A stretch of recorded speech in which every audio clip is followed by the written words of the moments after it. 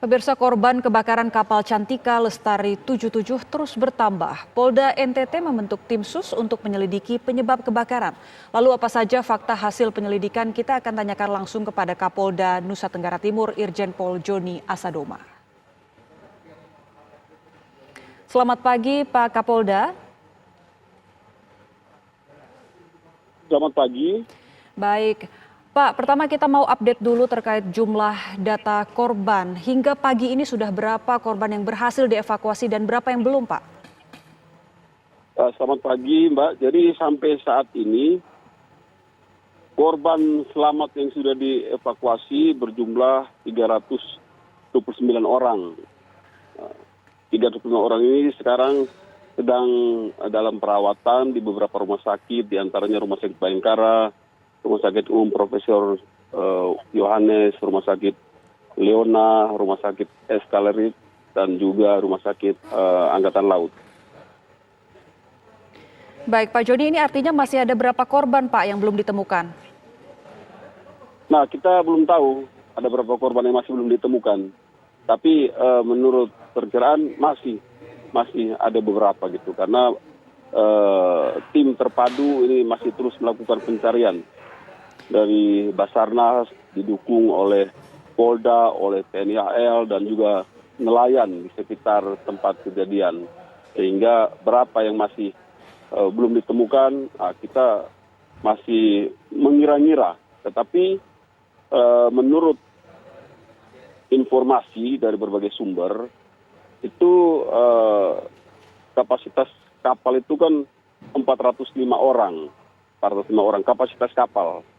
Nah, sampai saat ini data yang ada itu yang selamat 309, yang meninggal 18, dan kira-kira yang masih belum ditemukan ya mungkin sekitar 25 orang mungkin. Ya, ini menurut laporan ke posko kami baik di Kupang maupun di Kabupaten Alor. Jadi lebih kurang 25 orang sampai saat ini yang masih belum ditemukan. Baik, ini jumlah 25 orang artinya masih perkiraan ya Pak, berarti masih ada keabu-abuan dalam jumlah ataupun dalam data jumlah penumpang. Ini apakah memang manifest kapalnya ini tidak akurat, Pak? Ya, memang di manifest itu kan hanya 167 penumpang yang terdaftar. Ya, 167 penumpang yang terdaftar. Ditambah dengan 10 ABK, jadi sehingga total seluruhnya 177 yang ada di atas kapal. Baik, Pak Joni, Polda NTT sudah membentuk tim sus. Lalu fakta yang sudah ditemukan apa, Pak? Apakah sudah diketahui penyebab kebakaran? Ya, kami sudah membentuk tim sus yang terdiri dari personil Direktorat Reskrim Umum Polda NTT, kemudian personil dari Direktorat Polair, dan juga didukung oleh personil dari DVI, Rumah Sakit Bayangkara.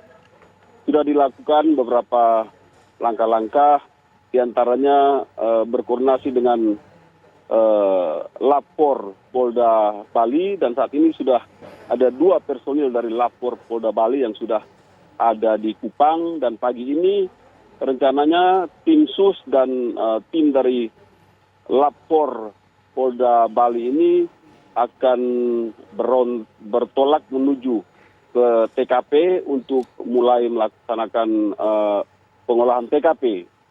Samping itu kita juga sudah berkoordinasi dengan KSOP, kemudian kita juga sudah berkoordinasi dengan KNKT untuk meminta pendapat ahli. Jadi langkah-langkah ini sudah kami lakukan sejak awal terjadinya musibah kebakaran kapal Cantika ini. Baik, itu artinya penyebab kebakaran juga hingga saat ini masih terus diselidiki ya Pak. Untuk potensi tersangka Pak, apakah sudah ada hingga saat ini? Sampai saat ini masih belum ada, tetapi kami sudah melakukan interview terhadap 3 ABK, kapten, wakil, dan juga KKM, serta 5 orang penumpang sudah kita interview. Jadi masih dalam tahap penyelidikan. Nanti kalau dalam perkembangan penyelidikan ini ada bukti-bukti kuat yang mengarah kepada terjadinya suatu kelalaian maupun kesengajaan, ya saya kira bukan kesengajaan, tapi suatu kelalaian, kita akan tingkatkan ke penyidikan. Baik. Kemudian mungkin Pak dari hasil temuan tim sus juga digabungkan dengan pertanyaan kepada saksi dan juga para ABK, sebenarnya apa yang membuat peristiwa ini menjatuhkan begitu banyak korban tewas, Pak? Ya, pertama dari hasil interview terhadap 8 orang saksi tersebut, itu diketahui bahwa api itu berasal dari tiang navigasi ya yang terletak di dek kapal, di atas kapal. Kemudian terjadi kebakaran, kemudian ABK berusaha untuk memadamkan api tersebut, tetapi gagal karena sarana prasarana untuk pemadaman di atas kapal tersebut sangat terbatas. Di antaranya hidran, ya hidran itu cuma ada satu. Kemudian juga lifecraft, ya lifecraft ini juga banyak tidak berfungsi, ya dari 4 lifecraft itu hanya 2 yang berfungsi, 2 lagi tidak berfungsi. Nah sehingga proses evakuasi dan penyelamatan itu menjadi terhambat. Di samping itu juga tidak ada instruksi-instruksi keselamatan yang disampaikan pada saat penumpang itu di atas kapal. Seperti misalnya kalau kita naik pesawat kan itu selalu ada instruksi keselamatan yang disampaikan oleh pramugari. Nah pada kesempatan ini tidak ada instruksi keselamatan tersebut.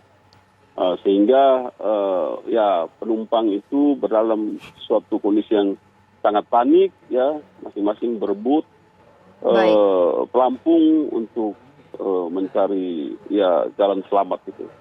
Baik, Pak Joni, ABK kapal sudah ada yang diperiksa, begitu juga dengan korban selamat sudah ada yang dimintai keterangan. Lalu dengan pemilik kapal, apakah sudah dimintai keterangan juga, Pak? Pemilik kapal belum. Ini akan berproses mungkin dalam 1-2 hari ini semua akan kita periksa. Karena pemilik kapal ini kan dia akan berada di kalau dalam proses penyidikan kan dia di atas. Jadi kita ambil dari bawah dulu ya penumpang, ABK, nanti ke manajemen perusahaan, sampai ke pemilik kapal gitu. Baik.